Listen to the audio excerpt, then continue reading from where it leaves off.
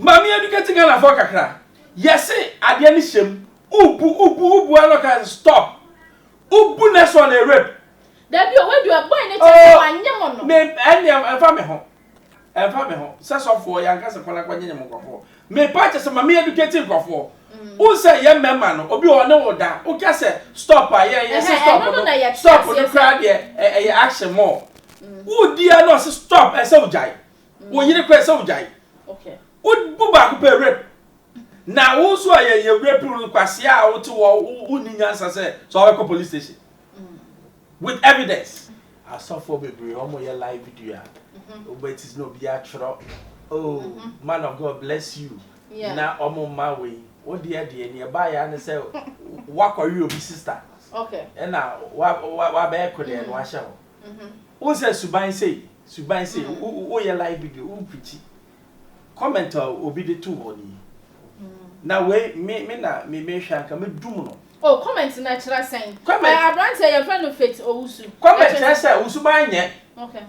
Me patch say, yeah, share a soft for me follow a soft for pa. What be on my or yeah like Facebook video. Oh, man of God bless you. Man of God, I'll start by who dear one yes what are you be? Ahaye Isaac Nana Obiri Yeboah Enterprise. Ye de kunja papa nkwa na ye dele. So pe ekunja papa bla Isaac Nana Obiri Yeboah Enterprise. Ye wa kunja bia wa ha kunja bia ope bia. Egypt ekunja, Germany ekunja, Italy ekunja, ekunja bia de bia onim say ye kunja papa no e ko na Isaac Nana Obiri Yeboah o dele with. O hwa kunja amesimu. Na wangasa o hwa kunja we Egypt enye China de ni. Eye Egypt akunja. We share bia no class de bia nete e bia papa every Egypt a de aba we ye de ma etufo bo e ko de bia ope wasase we so na Obiri Yeboah nko na betuma mo China e kunja pe e na ye ni bi but e kunja bia country bia kunja ope no ye de wo say bla na be challenge yen na be bi say e kunja ope say ye ntumi enya ma wa bla Isaac Nana Obiri Yeboah Enterprise e wa be kan free pipe junction ho na usane first round second round no Isaac Nana Obiri Yeboah Furniture Enterprise ewo ho. Se o pese oni Nana Obiri Yeboah din kita ho bia. Fresh 0558 78 2268. Ana say 0277. Tie no mani ye 0277 469933. Ekunja bia o pe no. Isaac Nana Obiri Yeboah no ntunchia. Se o pe kunja we ene ne mpa seka. No man no frɛ no man Isaac Nana Obiri Yeboah be ma we kunja we ene ne mpa. Ekunja bia wa ha bia wo pe ene ne mpa seka. Na Isaac Obiri Yeboah nko na ebetumi ama obi e wo Ghana ha.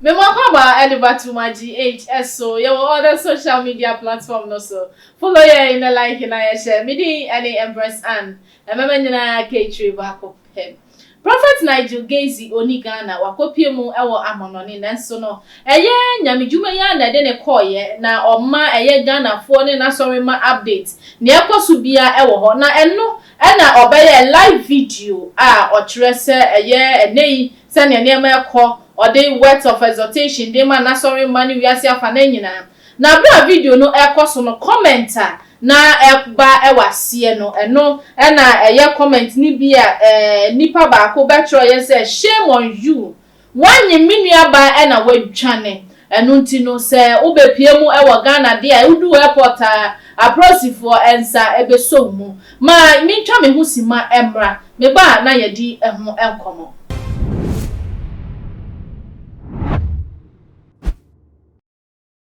Ohe sene oni ne sofo ketu ani abre na woye wo video ya na ano de papa eno na eye koba ne sa no nipa dodo nsa da bi o send your comment isi fa ba ye de ano ten edi eka papa na eno picture na that screen ne so no eno ntini wankasa hwe bia fa mama na ka me ho na me mama bedwani nso akwaba ewa ha darata mo akwaba ya me de bibia wo ho oba de da ya da Yesu asa Prophet Nigel Gaisie oye ne live video on kan obia na o hwe comment e ba wase na bomb bi da so pabam then na woka beche for say by their fruits okay they shall be known and I say we at the papa ne do achi I saw for baby omo your live video but it is no be a chro oh man of God bless you na omo ma we what dear ni buy and say what are you sister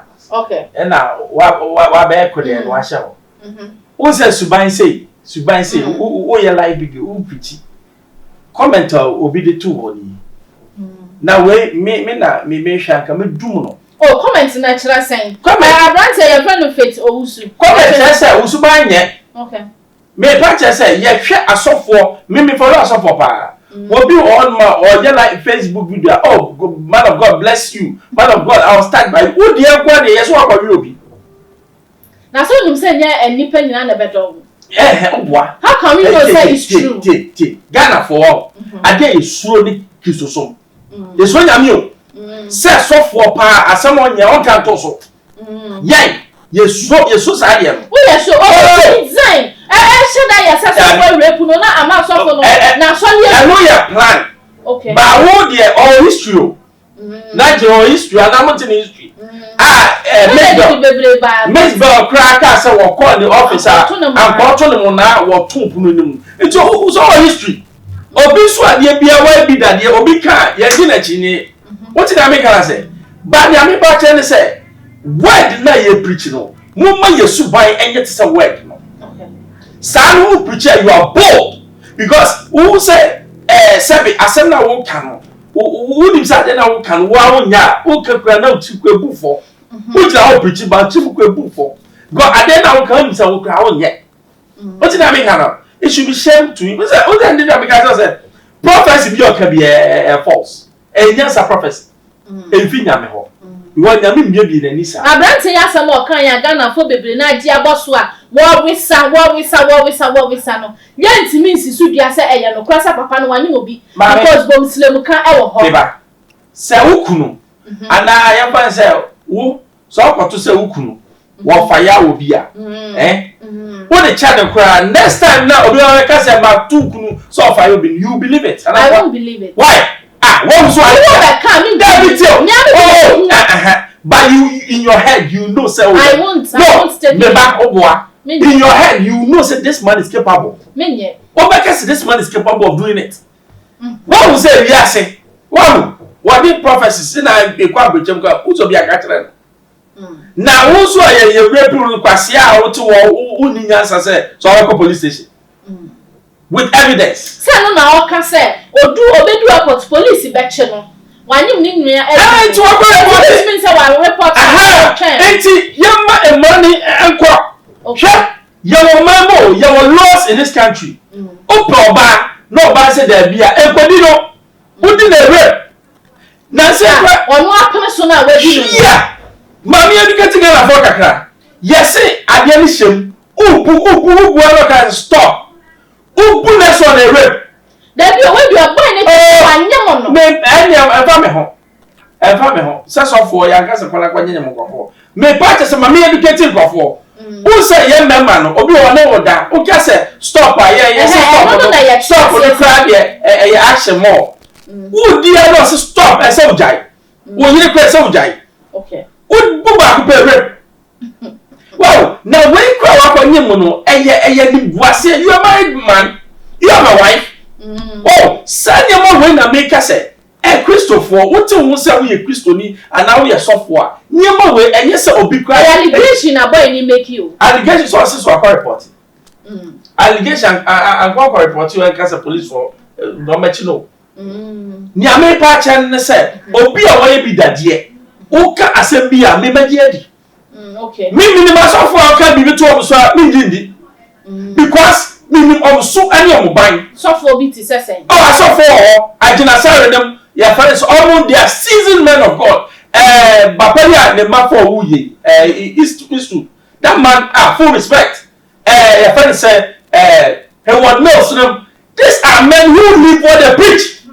And them number 4 your beya and number 3 will be any dumbia was me a software. That is where we are going to the ditch. Me I'm a very man. Because we are software.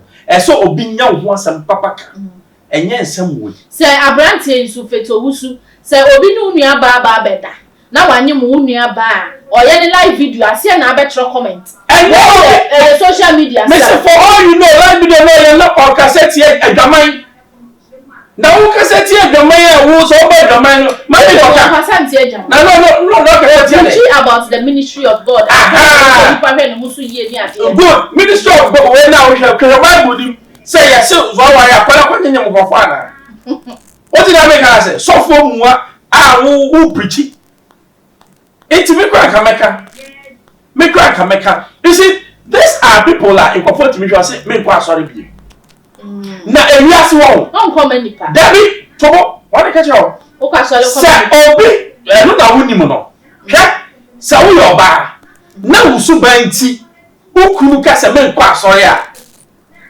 nyame be bisaw okay wo ya bema na wusu banti nyame say me kwa sorry nyame be bisaw wo ya sofo na woni ye nti obi jai asori a nyame be bisaw ni mo dia fi ho because all the nipa ahya wonsa what in America na say enti na me Pentecost sade na mo boni pasai no na eye kwase asema me obi akwa boni a ye twe ne ba ni achi cheche no ya mo ne nsan because o mani kwatena back seat na okono ama biem a nyame be bisa ni moja na afi ho that's what I'm saying enti nyame obe bisa maybe just kasa I'm from me the number. Can't make your point. Yeah, make just okay. Yeah, Pentecost. I sorry, beer. What we call it, be no more training sign. I sorry, Bonnie. Because no, let me tell you one thing. Yes, you or buy or you never be by more practice. Or buy you didn't buy see a sinner born. Or Jano. What no? Zacchaeus. Conform no, didn't go for taxi. Was you fear na medele osachara yesu asu afori nyina no me adimoyefo iti adenti na ye de ye fo se ye kunkun so much say obi ye boni na ye po no empo ye what is wrong with us one pamu di pani fra Sunday no how many within the time how many people me I know omo ye boni ya bo ma san ya omo ja sorry no o kan ho bi me kwa don't know me san ade o se na tra for sit I don't know about it. Oh yeah, sure. I don't know about it. Share. I saw you. What to me? You can't intimidate you. Me kwaso ya baby a pen am tena. What to me can just tell. Ya ko na tell. Me na me ka tell. Ko ba from pocket scrap me. Who nim na ma tena for na kam so obi ti wo. Me no. So. You are that na me feel obi ati bia. Obi ati tena na bia. What is so for pa tena so for? What is wrong with me? What is wrong? Am I not a child of God? No, am I not a child of God? Asa patapana wo di right. Who said? Ebi wo ya ni a pet front row mienu. Ya see how dey scaffold no e penny for. Miss me a penny. There be eno de nyesa. Ya what to say be a Dickness and Dickens o ma fa elders for no enso de wo ho. Eye nipa na appoint Dickness. Nyame appoint me Dickness. It's baba be now. Onyo ba. So baba mo no. O da be Dickens. Nyame appoint me Dickens. Itu pa me. No, but it's serious o. The bia me kase Yesu obaye no. Wa yenyi mu. Okay. Ba ye even aso dem ye yenyi mu. Se osikani yare a ye tu abofo efi aso dem wo eko isra no e di orange ono hia no orange kwadu ya diska peso. Wo ye yare a ye misani po. Ya ye obi pen. Me dem me yani me no sika onya me na se dem fa me ho ba sorry no wo ke so ya mesho ba nya me pa chance yin jai okay e ye hwehwe nim nipa esa so nye boy omo ho ba ye ahiafo Yesu oba ma ahiafo ene se bi omo mu ni bi ukwa so na hu se won tai bebre wo fia ukwa hwema obi a woni bi yi tai bi mano nya me be hirawo waba asobo se mami wo bre wo sika udu sika to pizza e de man ko for the man girls every girls man skinny be na be hirawo enu ye friend say ukwa sorry enye bible na akotie no wo ho ahwehwe enche obi shu wo shu bebre wo so je enu na Yesu ani be ko ho na enye se mo betena so ehyepe enu ahwehwe nim na se papa ekwaji akonya media akonya no I know ya kese.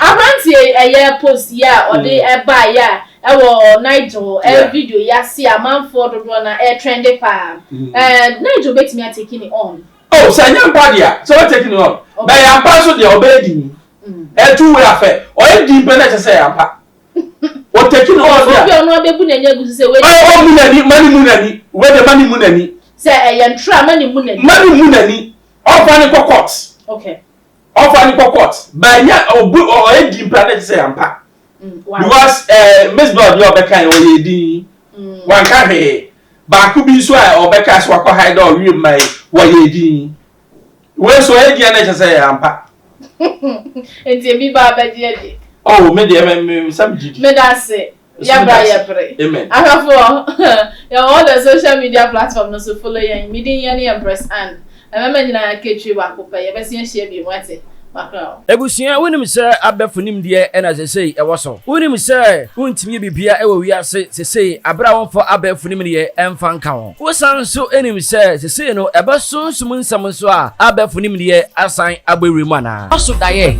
wonti ase wodaye so ache wodaye so entimi mbem Enunchi enene me kanfo Prophet Dr. Abennego Ediama ono ena onyankopon enam ne so na ode abefu ewremu ewo sunsun semu a ode ji nyankopon emma edi from how ene mamane ene omatiti mu enunti onyankopon enam ne so edi a new spiritual science technology edi ababontin a ye freno eye castoplanto technologies meba chawo hwe Prophet Dr. Abennego a owo ensam adwagiri castoplanto technologies casting out negativities and planting in positivities.